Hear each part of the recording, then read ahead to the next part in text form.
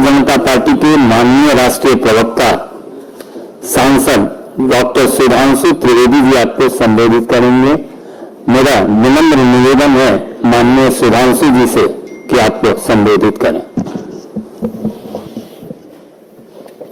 मित्रों, आज एक बहुत संवेदनशील और गंभीर मुद्दे की तरफ हम आपका ध्यान आकर्षित करना चाहते हैं।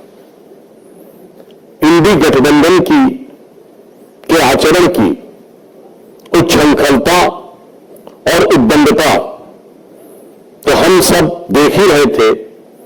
अब उनसे जुड़े हुए लोगों की अपराध में संलिप्तता भी पूरा देश देख रहा है।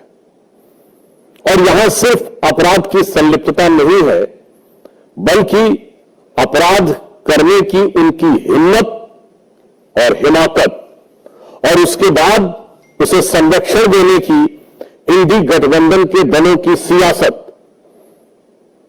ये भी बड़े दुखी और भारी मन से देश देख रहा है। उत्तर प्रदेश में अयोध्या में हम सब ने देखा कि समाजवादी पार्टी के एक नेता मोहित खान के ऊपर किस प्रकार नाबालिग के साथ बलात्कार का आरोप लगा और उसके ऊपर हमने ये देखा कि संवेदनशीलता तो छोड़िए, किस निर्लज्जता के साथ उसके ऊपर राजनीति की गई। उसके बाद आपने देखा कि कन्नौज में एक बार फिर समाजवादी पार्टी से जुड़े हुए नेता के ऊपर पुनः एक बार नाबालिग लड़की के साथी बलात्कार और बलात्कार के प्रयास का इतना गंभीर आरोप लगा है।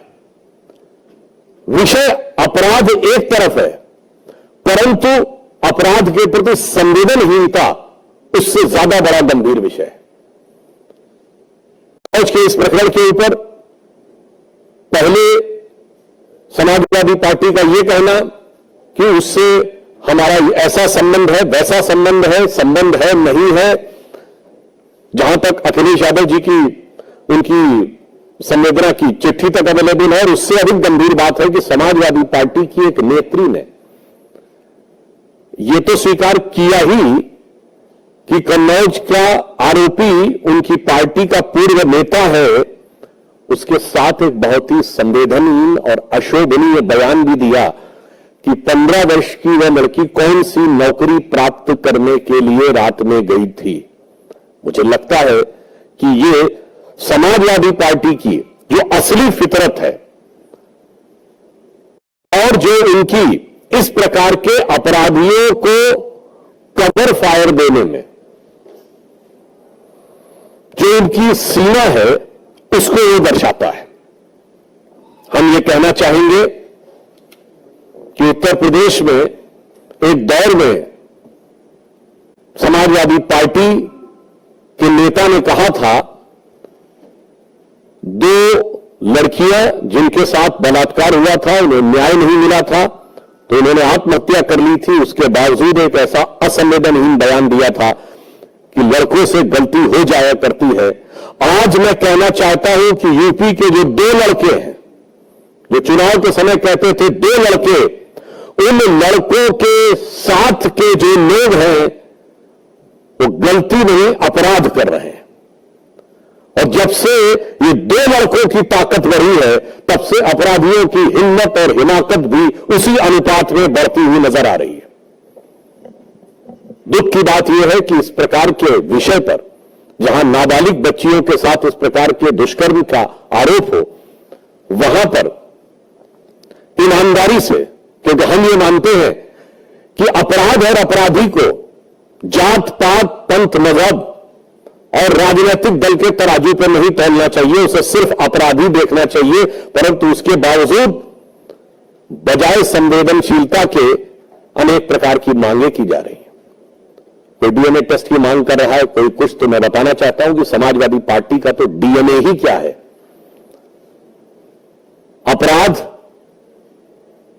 और अपराधियों का सहज साथ, ये पूरे उत्तर प्रदेश को पता है कि अपराधियों के हौसले सबसे ज्यादा बुलंद समाजवादी पार्टी के शासनकाल में होते थे और समाजवादी पार्टी का असली डीएनए में समाजवादी पार्टी के ही बहुत पुराने समाजवादी नेता हुए और शायर हुए अदम गोंडवी, जिनकी की एक बड़ी प्रसिद्ध पंक्ति है और इन्हें कैविएट लगा के बोल रहा हूं, इनके शब्द मेरे नहीं है।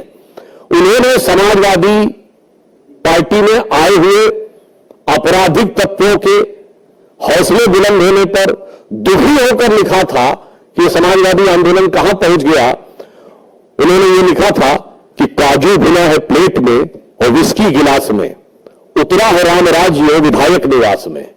और आगे उनकी लाइन है, पक्के समाजवादी है तस्कर है या डकैत। मैं कैविएट लगा बोल रहा हूं, उनकी लाइन है, मेरी नहीं।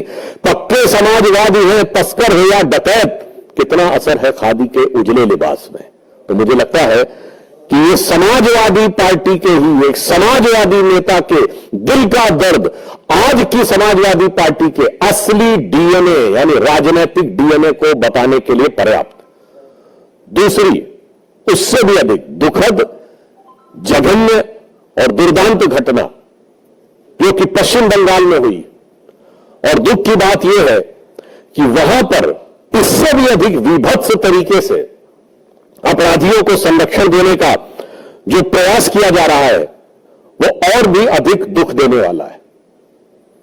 जिस प्रकार से वहां प्रिंसिपल को हटाया गया और 24 घंटे के अंदर दूसरे कॉलेज में नियुक्त कर दिया गया, इससे पश्चिम बंगाल की सरकार की उन अपराधियों के प्रति किस प्रकार की संरक्षण की भावना है वो बेनकाब हो जाती है और पश्चिम बंगाल सरकार के द्वारा हो रहे किसी भी जांच के ऊपर बहुत गहरे शक की दीवार खड़ी कर देती है। आज मैं पूछना चाहता हूं कि पश्चिम बंगाल की मुख्यमंत्री जी की इतनी ममता उस प्रिंसिपल के प्रति क्यों है, और मैं यह भी पूछना चाहता हूं कि जब मांग की जा रही है कि सीबीआई को वो जांच दे दी जाए, तो आप ये कह रही हैं कि इतने दिनों तक यदि ये ना हो सका तब सीबीआई की बात करेंगे। तो मेरा सीधा सवाल और आरोप है तृणमूल कांग्रेस की सरकार से कि इतने दिन की मोहलत किस लिए दी जा रही है। ये इतने दिन की मोहलत किस प्रकार के मैनिपुलेशन के लिए दी जा रही है क्या? क्योंकि संदेश खाली में भी हम लोग यह विषय देख चुके हैं। यदि आपका दिल ईमानदारी से इस विषय पर जांच कराना चाहता है तो देश की सर्वोच्च जांच एजेंसी को त्वरित जांच क्यों नहीं स्थानांतरित की जा रही है? Why immediately the investigation is not being transferred to the highest investigative agency of the country. अब मेरा तीसरा सवाल कांग्रेस पार्टी से है। ये इंडी गठबंधन के सभी लोग जिस ढंग से एक दूसरे से मिले हुए हैं, कहां गई प्रियंका गांधी जी जो कहती थी लड़की हूं लड़ सकती हूं, उनके होठ सिले हुए हैं अयोध्या कन्नौज से लेकर कोलकाता तक। राहुल गांधी जी जो कहते थे कि मोहब्बत की दुकान, तो मुझे लग रहा है कि उनकी दुकान में, उनकी उस सियासी दुकान में मोहब्बत अपराधियों के लिए है, मोहब्बत आतंक के आरोपियों के लिए है, मोहब्बत भ्रष्टाचारियों के लिए है, मोहब्बत दंगाइयों के लिए है और मोहब्बत बलात्कारियों के लिए है। अगर एक शब्द में कहें तो ये इंडी गठबंधन के सभी दल एक दूसरे के अपराध को कवर करने के लिए, जैसे हम लोग एक भाषा में कहते हैं cover fire, so these parties are providing a crime cover to mutual criminal elements, यानी एक दूसरे के आपराधिक तत्वों को एक प्रकार का पॉलिटिकल क्राइम कवर देने का प्रयास कर रहे हैं। हम पुनः यह कहना चाहेंगे कि आप विपक्ष में हो या सत्ता में हो, हम विपक्ष में रहें या सत्ता में रहें, इस प्रकार के विषयों के ऊपर संवेदनशीलता से बात होनी चाहिए, राजनीति के हिसाब से नहीं। और इस तरह के विषय के ऊपर दलगत भावना से ऊपर उठकर विचार किया जाना चाहिए और अपराधियों को किसी भी प्रकार का संरक्षण, उनका मनोबल बढ़ाने का प्रयास, अथवा उन्हें मोहलत देने का प्रयास नहीं करना चाहिए। धन्यवाद। प्रश्न सादर आमंत्रित हैं संजय शर्मा। ममता बनर्जी ने खुद घोषणा कर दी कि सीबीआई जांच कराने को तैयार है, रविवार की मुदत नहीं है, तो वह कितने मुद्दे। यही तो हमारा सवाल है, ये इतने दिन की मोहलत किस लिए दी जा रही है? जिस ढंग का आचरण रहा है कि आपने प्रिंसिपल को वहां से हटाया और इमीडिएटली दूसरी जगह बनाया, तो उससे तो शक होता है कि ये मोहलत किसी मैनिपुलेशन को ध्यान में रखकर तो नहीं दी जा रही है। और कोई प्रश्न? ठाकुर रविंद्र सिंह, रुक जाइए भाई साहब। ठाकुर रविंद्र सिंह जी न्यूज। इस विषय के ऊपर पहले पूछ लें। रविकांत राय, टाइम्स नव भारत। घटना हुई है उसमें ये भी पता चला है कि ये व्यक्ति जो है अखिलेश यादव और डिंपल यादव के चुनाव कैंपेन में उनके साथ था और सबसे करीबी व्यक्ति सांसद प्रतिनिधि। देखिए, जानकारी तो ये है पब्लिक डोमेन में कि वो डिंपल यादव जी के सांसद प्रतिनिधि भी रहे। उनके परिवार में संभवतः किसी शोक के अवसर के ऊपर अखिलेश यादव जी का बाकायदा संवेदना का लिखित पत्र भी है। तो मानी ये बात है उनकी पार्टी से संबंधित रहे होंगे, तभी कोई पत्र लिखे, या फिर समाज का कोई बहुत प्रतिष्ठित व्यक्ति हो। तो मुझे लगता है कि अब इसमें बचाव की गुंजाइश नहीं है और समाजवादी पार्टी को यह साफ समझ लेना चाहिए। देखिए, इन दोनों ने कैसी आपस में, इन सारी पार्टियों में अपराधियों के संरक्षण को लेकर मिलीभगत होती है। आप याद करिए कि मरहूम मुख्तार अंसारी समाजवादी पार्टी से जुड़े हुए थे और जब पंजाब में कांग्रेस की सरकार थी तो कहते थे मैं पंजाब की जेल में रहना चाहता हूं, यूपी की जेल में नहीं। यानी पंजाब सरकार के दामन रहमत में वो अपने को महसूस करते थे। तो इससे समझ में आता है कि अपराधियों को लेकर इन दोनों दलों के बीच में, कांग्रेस और सपा, इन दोनों लड़कों के बीच में कैसी दुरभिसंधि है। ठाकुर साहब।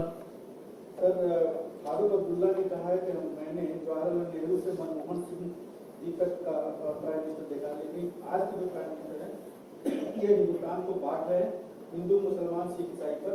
ये पहले ऐसा कभी नहीं था, ये शैतानी दौर है। मुझे लगता है कि फारूक साहब इस समय भारत के सबसे सीनियर नेताओं में से एक हैं। वो अगर अपने मुंह से बोले कि मैंने नेहरू जी से लेकर मनमोहन सिंह तक का समय देखा है, तो नेहरू जी की अध्यक्षता में तो भारत के विभाजन का प्रस्ताव पारित हुआ था।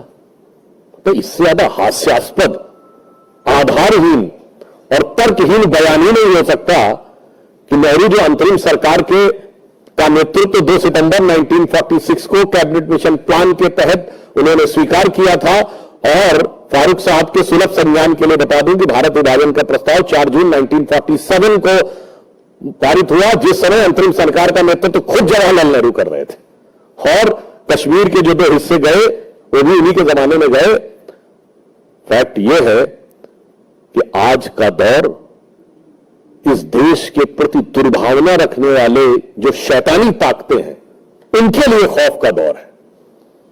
यतीन्द्र शर्मा। मेरा एक अलग से सवाल है, राहुल गांधी और मोदी सरकार ने शेयर मार्केट की जो तस्वीर को लेकर आशंका जता रहे हैं, उनका जो रिकॉर्ड सामने है 5 महीने में 46.5 लाख रुपए से ज्यादा उनको प्रॉफिट हुआ।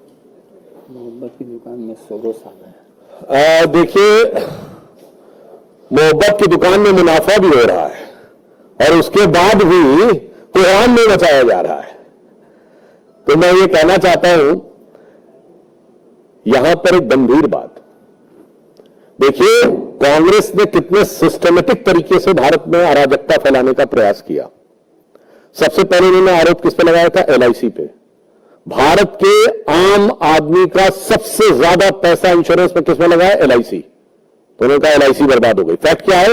एलआईसी ने पिछले तिमाही में 17,000 करोड़ का प्रॉफिट दर्ज किया, जो एलआईसी का ऑल टाइम है। दूसरा उन्होंने किस पे आरोप लगाया? State bank of India.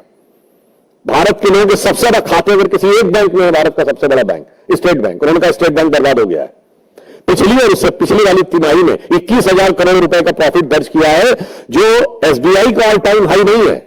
Bharat के सारे प्राइवेट और पब्लिक सेक्टर्स को मिला के ऑल टाइम हाई है, मतलब रिलायंस से ज्यादा प्रॉफिट एसबीआई ने दर्ज किया है। उसके बाद उन्होंने क्या कहा? एचएएल।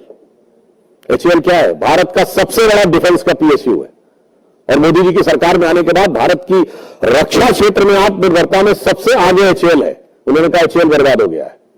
ये सिर्फ 1.5 साल पहले की बातें हैं। 2023-24 HAL का रेवेन्यू 29,000 करोड़ रुपीज है, जो ऑल टाइम हाई है, और 80,000 करोड़ का उनका पाइपलाइन में है। उसके बाद अब सेबी के ऊपर अटैक।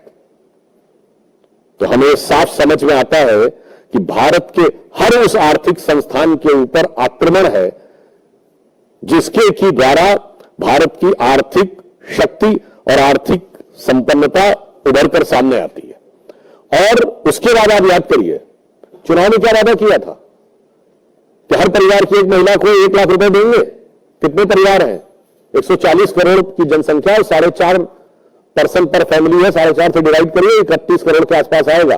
और अभी बजट आया, हमारा रेवेन्यू रिसीट कितना है? 26,80,000 करोड़, यानी 27 लाख करोड़ से कम भारत सरकार की आमदनी है। और कहते थे 31 करोड़ परिवारों में लगभग सभी को 1-1 लाख दे देंगे, यानी 31 लाख करोड़ रुपया बांट देंगे, और बहुत से गरीब और कम शिक्षित लोगों को वो भरवाने में सफल हो गए। ये साफ बात देख लीजिए कि ये आर्थिक अराजकता फैलाने का लक्ष्य है कि नहीं। और साथ में कौन? मैं कांग्रेस से पुनः ये बात जो कह चुका हूं रिपीट करना चाहता हूं, हमेशा विदेशी कंपनियों के साथ आप क्यों खड़े रहते हैं?